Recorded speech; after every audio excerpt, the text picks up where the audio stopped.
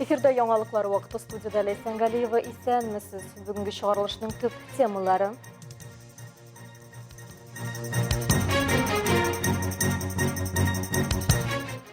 Шәһәр күлен давалыйлар. Күлне санитар балыклар белән бояттылар.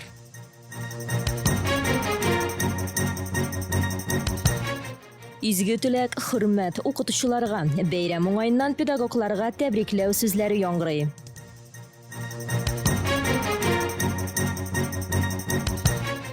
Ширмешән районында яшь артистларны тәрбиялиләр. Бу һәм башка темалар хакында бүгенге чыгарылышта. Ярты тонна шын санитарлар Толстолоби һәм Амур балыкларын шушы көннәрдә Әлмәтнең шәһәр күленә җибәрделәр. Алар су үсемнәр һәм микроорганизмнар белән тукланып, суны чиста саклый дип белдерде белгечләр. Балыкларны суга җибәрү ничек узганын безнең төшерү төркемендә күреп кайтты. Элек сулыкларда балык күп булган, аны ел әйләнәсендә ашап булган. Хәзер елга күлләрдә генә түгел, диңгезләрдә дәген аның саны күпкә кимегән. Ләкин әлеге хәлне төзәтү өчен ясалма балыкны күчереп утырту ярдәм итә. Шәһәр күленә экологик проблемаларны хәл итү өчен 500 килограмм балык җибәргәннәр. Бу якынча 2000 баш. Экологик акцияның инициаторы сәнәгать предприятиесе волонтерлары. Еш кына күл янында вакыт уздыру сәбәпле проблеманы хәл итүдә ярдәм күрсәтергә булалар. Целью было к осени зарыбить где-то на полтонны рыбы данное озеро. Вот сегодня эта цель выполнена, мы очень рады этому и надеемся, что вот таким образом с каждым годом наш город будет все чище, озеро чище, люди будут больше здесь купаться, отдыхать на пляже, ну и заниматься спортом, вести здоровую жизнь. Волонтерларның идеясын экология һәм төзекләндерү департаменты да хуплый. Балыкларның төрен очраклы рәвештә генә сайламыйлар. Алар сулыкларны актив чистартучылар булып тора. Толстолобик суны микроорганизмнардан чистарта, ак Амур үсемлекләрне ашый. Это рыбы из семейства карповых, которые питаются водорослями и камышами, там, зеленью, что способствует к очищению воды. Это очень актуально, особенно на нашем озере, где еще в летнее время купальный сезон. Мондый яңалык шәһәр халкын шатландыра. Внимание большое уделяется экологии, для народа, для людей. Надо поддерживать такие акции, выходить. Поддерживаем, очень хорошо, что для рыбаков такие условия.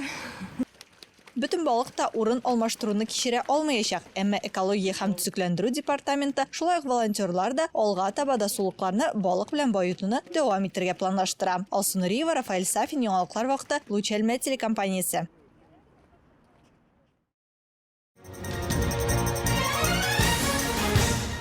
Башка темаларга, бүген Россия Ички эшләр министрлыгы системасында җинаятьчеләрне эзләү хезмәте уйшуга 105 ел тула. Ул илнең барлык төбәкләрендә 1918 елның 5 октябрендә РСФСР Халык комиссариаты коллегиясе карары нигезендә оештырыла. Җинаять эзләве ички эшләр органнарының әйдәп баручы хезмәтләренең берсе. Һөнәри бәйрәмнәрен билгеләп үтүче хезмәтлеләр бүгенге көннәрен хезмәттәшләрен искә алудан башлады.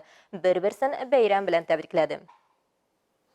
Хотелось бы сегодня выразить славу благодарности нашим ветеранам, которые долгие годы отработали, действующему личному составу, пожелать успехов в раскрытии решения своих оперативно-служебных задач, поставленных перед ними. А для этого нужно крепкое здоровье, ну и успехов, чтобы оперативная удача была всегда рядом с ними.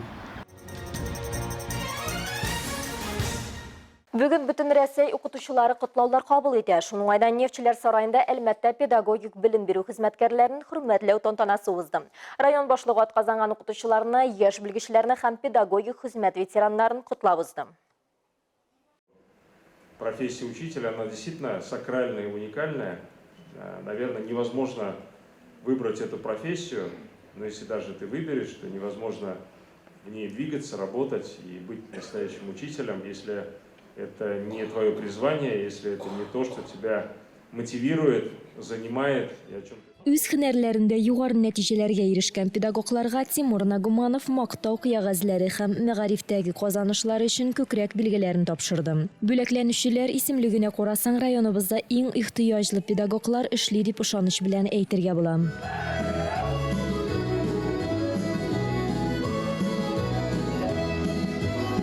Укытучылар династиясе гаиләнең генә түгел, илебезнең дә горурлыгы. Педагоглар нәселенең ышанычлы дәвамчысы Румия Әхмәтҗанова 7нче урта мәктәпнең музыка укытучысы булып эшли. Музыка дәресе укучыларның иң яраткан дәресләрнең берсе. Шуңа да безнең үзара мәхәббәтебез эшләргә индәп кенә тора, ди Румия Салиховна. Моя профессия – это вся моя жизнь. Если дома хорошо, на работе хорошо, человек уже чувствует себя счастливым. Я считаю себя счастливым человеком, потому что я занимаюсь любимой работой. Укытучы көне һәр педагогка һәм остазга безнең үсешкә йогынты ясаган, һөнәр сайларга ярдәм иткән, яхшы һәм кыю, намыслы һәм җаваплы булырга өйрәткән, үзен белем бирүгә, димәк җәмгыятькә хезмәт итүгә, багышлаучыларга рәхмәт белдерү өчен тагын бер мөмкинлек булып тора.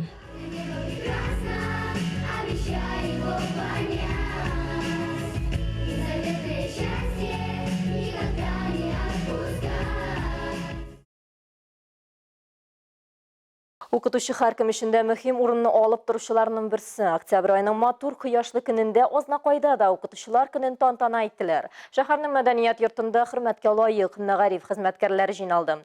Бәйрәм чарасы хакында тулырак Эльмира Шарифуллина сюжетында. Укытучы бала күңелен җаны тәне белән тоеп яшәүче, аңлаучы кеше. Аларның хезмәте хөрмәткә лаек.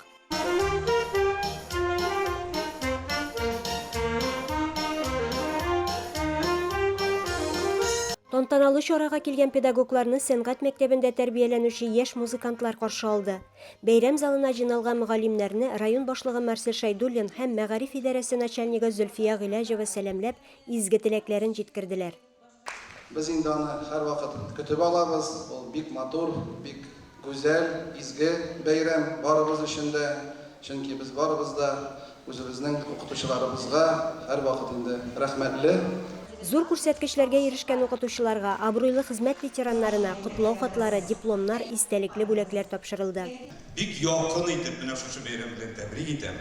Сезгә дөньядагы изге теләкләрем, исән сау булыгыз, кайгы хәсрәт күрмәгез, ишегездән тәм табып, ям күреп, үзегезнең булганлыгыгызны күрсәтеп, Аллага шөкер дип, матур итеп шатланып яшәргә насыйп булсын. Бәйрәм күңелле чыгышларга, көтелмәгән сюрпризларга бай булды.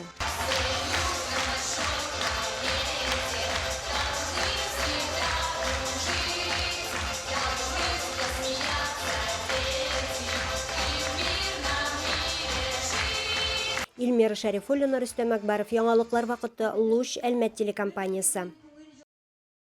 Азнакай районы үсеш алган авыл хуҗалыгы районнарының берсе булып санала. Шулай 2022-2023 уку елында өстәмә белем бирү программасын гамәлгә ашыру кысаларында 4 мәктәптә 6 агрокласс ачылган.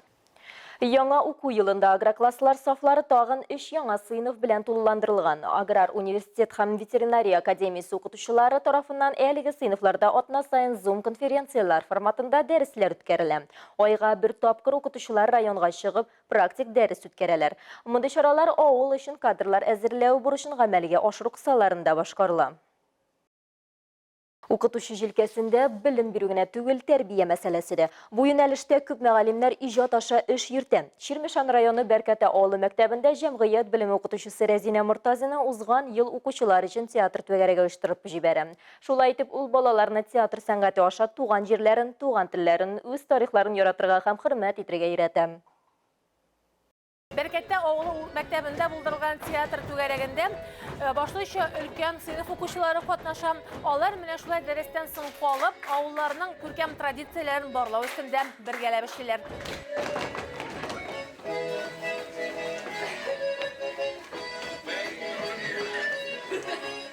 Капкалы, Подгорный бу биюләрне Бәркәтә авылында гомер-гомергә биегәннәр. Әби бабаларыннан соң әти-әниләренә күчкән дәвердә онытыла башлаган милли уеннарга җан өрүне мәктәптә оешкан театр түгәрәгендә укытучы Рәзинә Мортазина башлаган. Республика бәйгесе өчен спектакль әзерләргә карар кылгач, бай тарихлы авыллары турында сөйлисе итеп үзе үк сценарий язган. Аңа авыл чишмәләре тарихын керткән, җирле уеннарны өстәгән. Спектакльнең исеме Гыйрфан Мулла чишмәсе. иң беренче без катнаштык республика күләмендәге спектакль видеороликлар белән, анда без 3нче урынны алды балалар белән.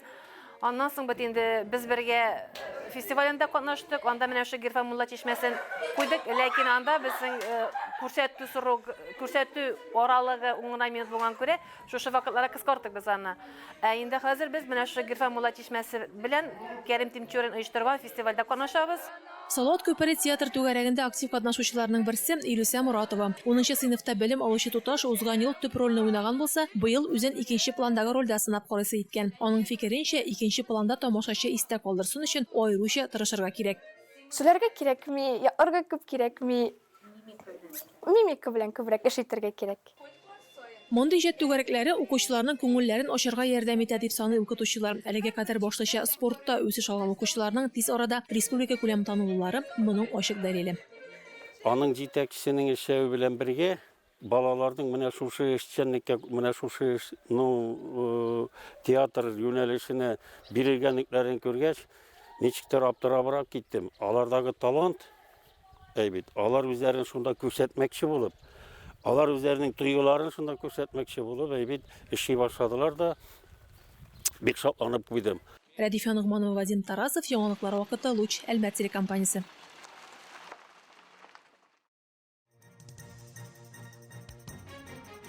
Бүгінге шулар иде. Мин Ләйсән Галиева һәм монтаж операторы Динара Гайнудинова сезнең белән сау булышабыз. Исән сау булыгыз.